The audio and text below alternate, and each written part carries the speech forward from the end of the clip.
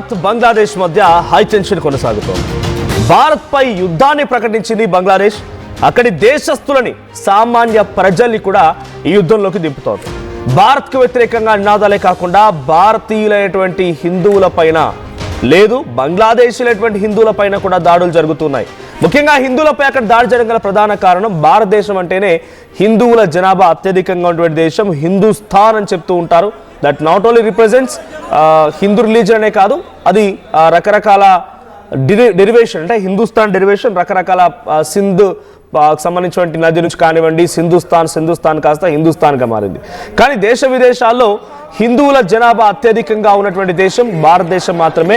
So ఇప్పుడు భారత ప్రభుత్వానికి, భారతదేశానికి వ్యతిరేకంగా యుద్ధం చేస్తున్నటువంటి ఈ తరుణంలో హిందువులపై బంగ్లాదేశ్లో చాలా మారణకాండని సృష్టించడం పెద్ద ఎత్తున ఆందోళన కలిగిస్తోంది. ఊచకోతకు వస్తున్నారని చెప్పాలి. ఈ మాట చెప్పడానికి నాకు చాలా ఇబ్బందిగా ఉంది, బాధగా కూడా ఉంది. కానీ అక్కడ జరిగినటువంటి సంఘటన మీకు కన్వే చేయడం కోసం మాత్రమే ఈ విషయాన్ని మీకు చెప్పే ప్రయత్నం చేస్తున్నాను. సో బంగ్లాదేశ్లోని చత్తోగ్రామ్లో ఉన్న వీసా సెంటర్ సేవల్ని కూడా భారత్ రద్దు చేసుకోవాల్సిన పరిస్థితి వచ్చింది. సో ఈ చేయడం పైన బంగ్లా కూడా ఆగ్రహం వ్యక్తం చేసింది. సో ఢిల్లీ, త్రిపుర వీసా సేవలు నిలిపివేశారు. సో భారత వ్యతిరేకి విద్యార్థి నాయకుడు షరీఫ్ సౌదీ హత్యతో ఒక్కసారిగా బంగ్లాదేశ్, భారత్ మధ్య మరింతగా ఉద్రిక్తత పరిస్థితులు దారితీశాయి. హిందువులే టార్గెట్ గా హత్యలు జరుగుతూ ఉన్నాయి. దీపు చంద్రదాస్ ని కొట్టి హతమార్చి నడి రోడ్డు పైన ఒక చెట్టుకు వేలాడదీసి నిప్పంటించడాలు, వాళ్ళని హతమార్చే ప్రయత్నం చేయడాలు జరుగుతూనే ఉన్నాయి. సో బంగ్లాదేశ్ అనేది ప్రపంచ దేశాల్లో third largest country in Hindu population, అతిపెద్ద లార్జెస్ట్ కంట్రీ, మూడో లార్జెస్ట్ కంట్రీ హిందూ పాపులేషన్లో. సో ఇప్పుడు వారంతా కూడా ఇబ్బంది పడుతున్నారు. సో రోజు రోజుకి అక్కడ సిచ్యువేషన్ ఎక్స్ట్రీమ్గా మారిపోతోంది. సో ముఖ్యంగా బంగ్లాదేశ్ ఉన్నటువంటి సైలెట్, రంగపూర్, కుల్నా అండ్ బరిసాల్, ఈ మూడు డివిజన్లో ఎక్కువగా హిందూ పాపులేషన్ ఉంది. సో ఈ హిందూ పాపులేషన్ ఇప్పుడు అంతా కూడా ఆందోళన వ్యక్తమవుతోంది. సో చట్టోగ్రామ్, ఇందాక నేను చెప్పినటువంటి చట్టోగ్రామ్ దగ్గరే కేవలం 9,82,000 మంది నివసిస్తున్నారు హిందువులు.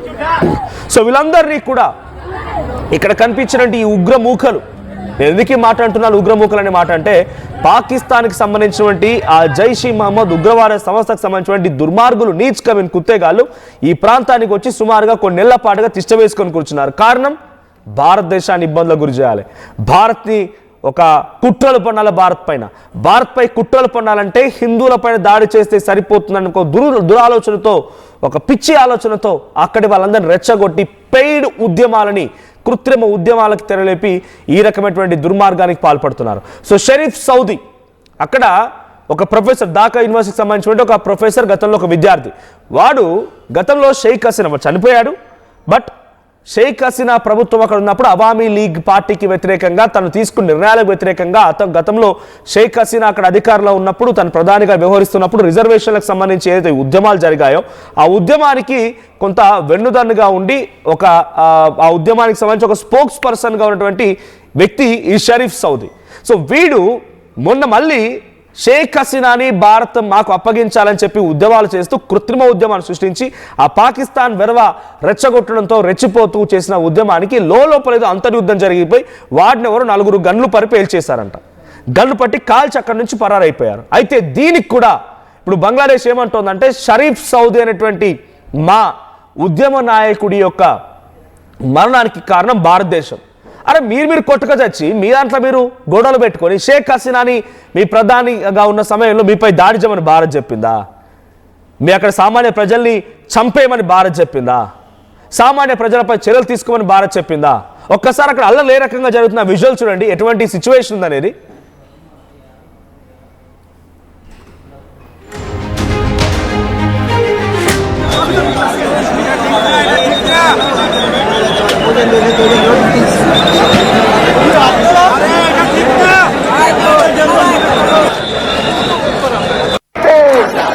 সংসদে সংসদে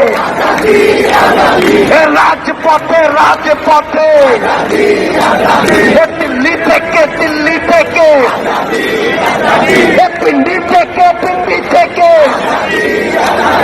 মস্কো থেকে రైట్, చూడండి అక్కడ ఆజాదీ ఆజాదీ అంటున్నారు. ఆల్రెడీ మీకు ఆజాదీ అంటే మీకు ఫ్రీడమ్ ఇచ్చిందే భారతదేశం. ఆ రోజు ఆ సిచ్యువేషన్లో మీకు పాకిస్తాన్ మధ్య జరిగిన విభేదాల్లో భారతదేశం కనుక లేకపోయి ఉంటే మీ పరిస్థితి ఏంటి? ఈ రోజు అక్కడ మీరు స్వేచ్ఛా వాయువులు పీల్చుకొని మీ ప్రభుత్వాన్ని ఏర్పాటు చేసుకోగలుగుతున్నారు, మీకు ఇష్టం వచ్చిన వాళ్ళని ఎన్నుకోగలుగుతున్నారు, మీ స్వేచ్ఛగా మీరు ఉన్నారంటే కారణం ఎవరు? భారతదేశం. మేము పెట్టే పాపిస్ట్ భిక్షం మీకు. దాట్స్ 100% అది హిస్టరీలో ఉంది. బంగ్లాదేశ్కి భారత్ ఇచ్చినట్టు ఒక భిక్ష. ఆ దేశమే బంగ్లాదేశ్ అనే దేశం ఏర్పడిందే భారతదేశం యొక్క దయా కరుణ కటాక్షాలతోని, మా భారతీయ ఆర్మీ యొక్క తెగింపుతోని, వాళ్ళ పవర్తోని, వాళ్ళ ధైర్యంతోని, వాళ్ళ పోరాటంతోని. కొన్ని వందల మంది, వేల మంది మరణించారు. భారతీయ ఆర్మీకి సంబంధించి కొన్ని వేల మంది మరణిస్తే మరికొంతమందికి చాలా తీవ్రంగా గాయాలైపోయి ఆసుపత్రిలో చికిత్స పాలైపోయి మరణించిన వారు కూడా ఉన్నారు. అటువంటి దయా కటాక్ష కరుణాల మధ్య బంగ్లాదేశ్ లాంటి దేశం ఏర్పడితే ఇప్పుడు మీ పిచ్చి కుక్కలు తెలిస్తే బెదవాలంతా మళ్ళీ భారత్పై యుద్ధాన్ని దిగుతారు. వాళ్ళ యుద్ధం అంతా ఏంటో తెలుసా? షేక్ హసీనాని అప్పగించాలని చెప్పి. ఎస్, అది మీకు కావాలనుకుంటే లీగల్ ప్రొసీజర్స్ ఉన్నాయిరా బెదవా, చదువుకోండి జరా. మీరు యుఎన్ఓలో అప్లై చేసుకోండి, యునైటెడ్ నేషన్స్ ఆర్గనైజేషన్లో మీరు ఛాలెంజ్ చేయండి, భారత్ని ఛాలెంజ్ చేయండి. భారత్కి లీగల్గా ఎటువంటి కాన్సిక్వెన్సెస్ ఫేస్ చేయాలనుకుంటే భారత ప్రభుత్వం వ్యతిరేకంగా కాన్సిక్వెన్సెస్ ఫేస్ చేయండి. కానీ అనవసరంగా అమాయకులైనటువంటి ఆ హిందువుల పైన మీరు చేసినటువంటి దమనకాండ మారణకాండ ఏదైతే ఉందో డెఫినెట్గా అంతకంతకి అనుభవించాల్సి వస్తుంది. అక్కడ ఎందుకు హిందువులపై దాడి జరుగుతోంది ఈ స్థాయిలో అంటే అక్కడ హిందువులు మైనార్టీలుగా ఉన్నారు కాబట్టి, హిందువుల శాతం కేవలం 7%గానే ఉంది కాబట్టి, హిందువులు మైనార్టీగా ఉన్నారని చెప్పి గతంలో కూడా షేక్ హసీనా ప్రధానిగా ఉన్న సమయంలో కూడా రిజర్వేషన్ల పేరిట జరిగిన ఉద్యమాల్లో హిందువులే ఎక్కువగా అక్కడ మరణించింది, హిందువుల పైన దాడులు జరిగాయి. అయితే షేక్ హసీనా కొద్దిగా హిందువుల వైపుగా కనబడి నేను లిబరల్ గా ఉంటా, అందరూ నాకు సమానమైన రకంగా వ్యవహరించింది కాబట్టి షేక్ హసీనా ఈ రోజు వారికి వ్యతిరేకంగా అయింది. వారు షేక్ హసీనాని అక్కడ బంగ్లాదేశ్ నుంచి తరిమి కొట్టారు, తన నివాసాన్ని చుట్టుముట్టారు. అంతర్యుద్ధం ఈ రకంగా ఊచకోత జరుగుతూ ఉంటే ట్రంప్కి తెలీదా ఈ విషయం? కానీ సైలెంట్గా ఉన్నాడు. బికాజ్ నాదేం పోయిందిలే, భారత్ ఇబ్బంది పడుతుంది కదా, భారత్ చూసుకుంటుంది కదా అని చెప్పి. సో ఇప్పుడు భారత ప్రభుత్వం ఇంతవరకు ఎక్కడ రియాక్ట్ అయిన దాఖలాలు లేవు.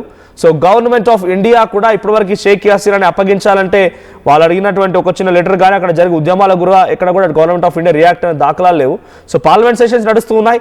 పోనీ అక్కడ జరిగేటువంటి బంగ్లాదేశ్ జరిగినటువంటి దమనకాండ గురించి మాట్లాడతారేమో అంటే అక్కడ కూడా మాట్లాడిన దాఖలాలు లేవు. But government of India reaction ఏంటనేది కొంత ఆసక్తి రేపుతోంది.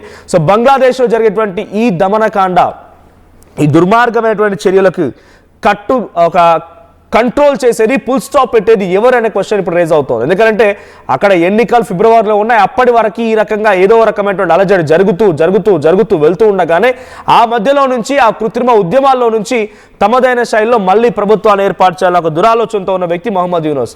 ఒక చిన్న కార్మికుడు దీపు చంద్రదాస్ అనేటువంటి వ్యక్తి, చిన్న స్థాయి కార్మికుడు, దినసరి కూలీగా పనిచేసే వ్యక్తితో సమానం.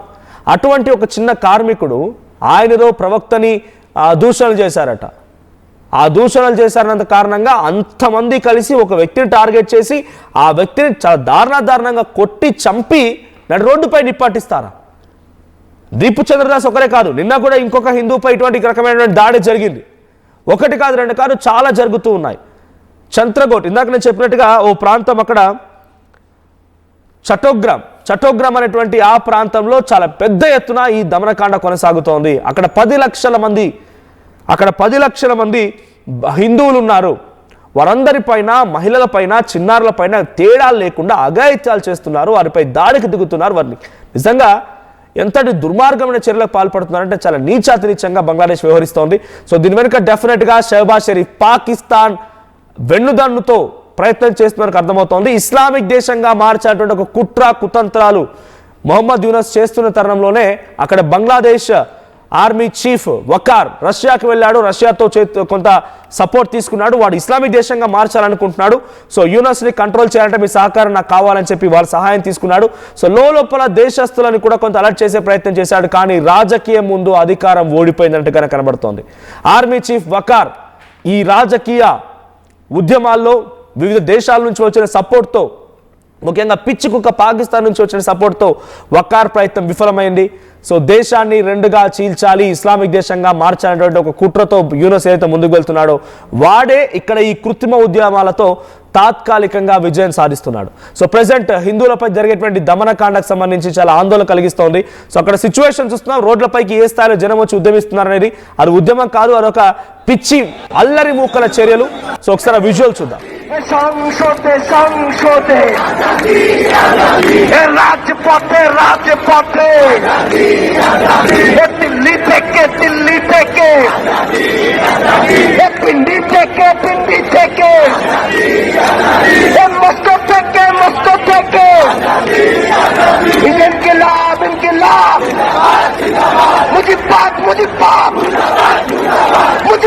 মুজিবাদ నగల సామ్రాజ్యం పెద్దది.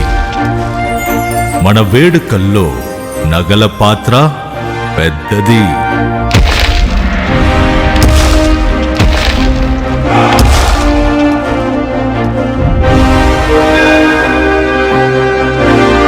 నగల్లో మన సంప్రదాయం అది పెద్దది.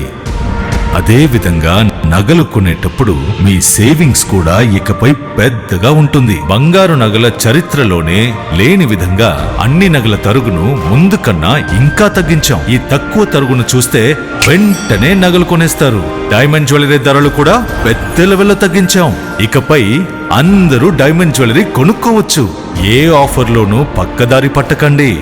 Compare compare compare. ఇక్కడికొచ్చి కంపేర్ చేస్తేనే తెలుస్తుంది మీకు ఎంత పెద్దగా డబ్బులు ఆదా అవుతుందో అని. డబ్బులు ఎవరికి ఊరికే రావు.